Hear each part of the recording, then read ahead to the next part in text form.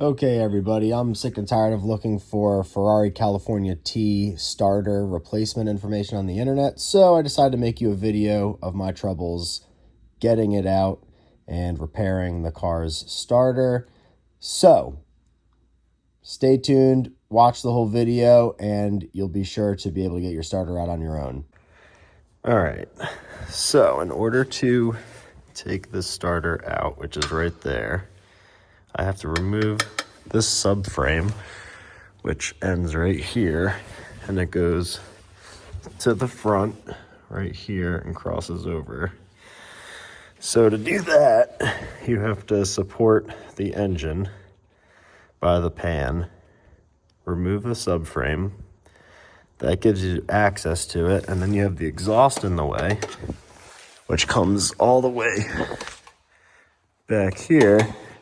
There's a disconnect right here, so this is all one piece, and it goes into the turbo right here with a disconnect, and then there's gonna be two oxygen sensors that also have to be disconnected.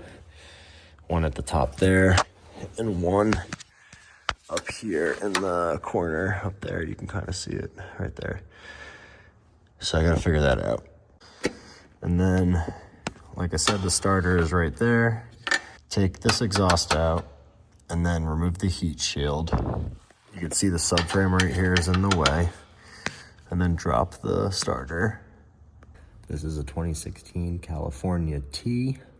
That's the turbo model. It's the same motor as a 488. Anyway, I have a starter that I'm trying to change out. And essentially, the starter's on the driver's side, right where my flashlight head is pointing. It's like right in there to the left of the oil pan. Again, on the driver's side.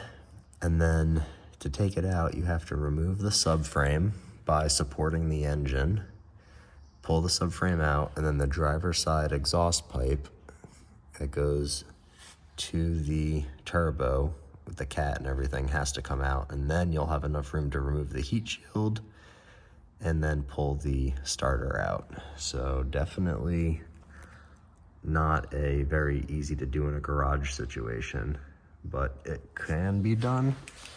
I put the car on the ramps like this, gives me about a foot, and then I can get jacks under there, and we're gonna see if we can get this out. It was way easier to just put the car on quick jacks. That allowed me to get the wheels off of the supports that I had them on. The problem with leaving the car on something, even though it's in the air higher without it hanging, is when I go to jack the engine up, the suspension's going to raise the car when you pull the subframe and whatnot down. So I didn't want to run into those issues. It was the easiest way was to just simply get quick jacks, put the car up in the air. That gave me about 20 something inches of clearance, which also made the job a lot easier. So highly recommend quick jacks. All right, on the front of this 2016 California T, you have these hard lines and an electrical cable. They're in this bracket and they're bolted down, 2 holes with an Allen key. And it goes into the top of the subframe. So I removed that, so all this is now loose. Oh, let's see if I can get my camera in there. I just opened all these up and you can twist them, get the lines out. So that way when we drop the subframe down, all of this doesn't get snagged. So that's step one after you get the car in the air. So now we are supporting the engine weight with 2 bottle jacks, piece of wood here.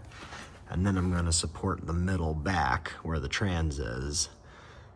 That way this doesn't move at all. And then I lifted this up a little bit to take the weight off of the subframe. And we'll see how it looks here in a second. So now we have the 3 bottle jacks, 2 supporting the oil pan, 1 supporting the transmission connection there. And then now we should be able to take this subframe piece out, and that will give us room to the starter.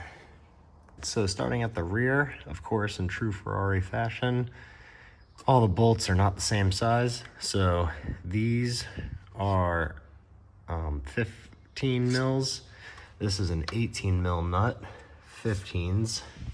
And then as you work your way towards the front, you have 17s on these three, and the rest going forward are all 16s.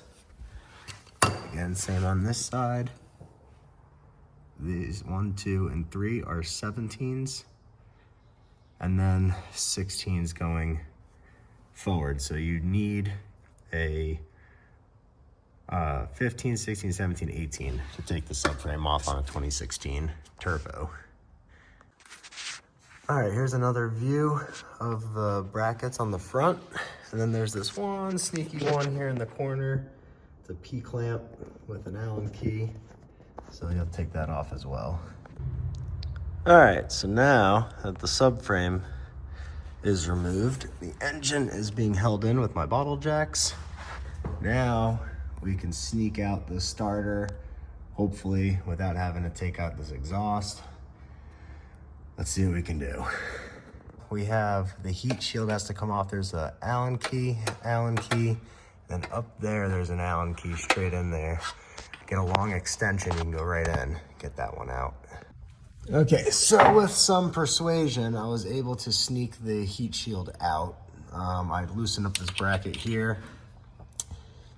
And I kind of like pulled it to the right and just yanked it out. So now I can get to my connections on the starter, and I can yank the starter out without removing the exhaust, which is amazing. So that's the plan. All right, got it out. Pain in the ass. You have to take this little bracket out that sits right here. It goes from right here to the turbo. You gotta take that out. You gotta like rotate it down and out, and then back in and up. That's how you get it out. Total pain. I didn't have to take the exhaust off. 10 out of 10, don't recommend, but it's out. All right, so I figured I'd show you with the new one. See that little bolt up there? You have to like rotate it around that, and then you can pop it out like this, and then get it out. That was definitely harder than it needed to be. And then obviously the opposite, to go back in like that, and we're in. All right, so that's how I got it out. And I put a new one in because that's the whole point. Bye.